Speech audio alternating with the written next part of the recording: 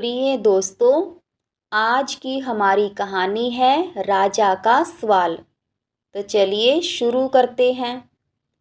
देवगढ़ के राजा विक्रम सिंह के मन में लंबे समय से एक सवाल बार बार परेशान कर रहा था। उन्हें जब उसका हल नहीं सूझा तो अपने दीवान को बुलावा भेजा। दीवान से उन्होंने पूछा कि दीवान जी, ऐसा क्यों होता है कि एक कुतिया एक बार में 7-8 बच्चों को जन्म देती है और भेड़ें इससे कम बच्चों को जन्म देती है। फिर भी भेड़ों के झुंड दिखाई देते हैं। इसका कारण क्या है, पता करके बताओ। दीवान जी बहुत बुद्धिमान थे।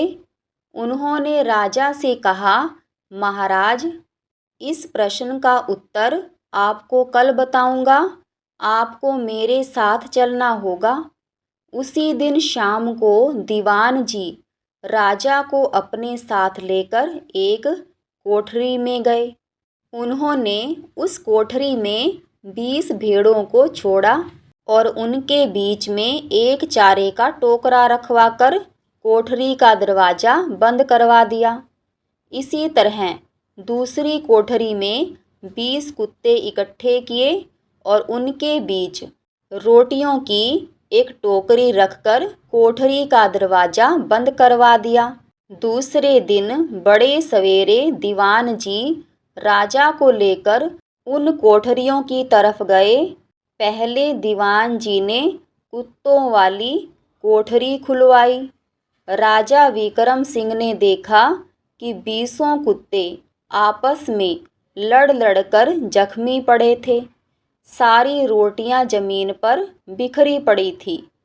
फिर दीवान जी ने भेड़ों वाली कोठरी राजा विक्रम सिंह के सामने खुलवाई। राजा ने देखा कि चारे की टोकरी खाली पड़ी थी और सभी भेड़ें पेट भरकर चैन से सो रही थी।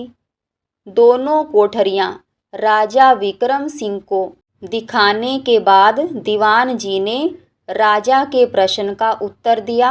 महाराज, जैसा कि आपने कुत्तों की कोठरी में देखा कि किस तरह कुत्ते रोटी के लिए आपस में लड़ लड़कर जख्मी हो गए, वो रोटी नहीं खा सके। दूसरी तरफ भेड़ों ने बहुत प्यार से मिलजुल कर चारा खाया और एक दूसरे के गले लगकर प्रेम से सो गई। यही वजह है कि भेड़ों की संख्या बढ़ती जाती है और झुंड में रहती है। कुत्ते एक दूसरे को देखते ही भौंकना शुरू कर देते हैं। वे साथ रह ही नहीं सकते।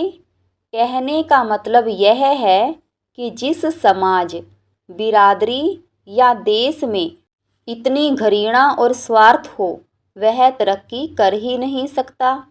राजा विक्रम सिंह को अपने सवालों का उत्तर मिल गया था।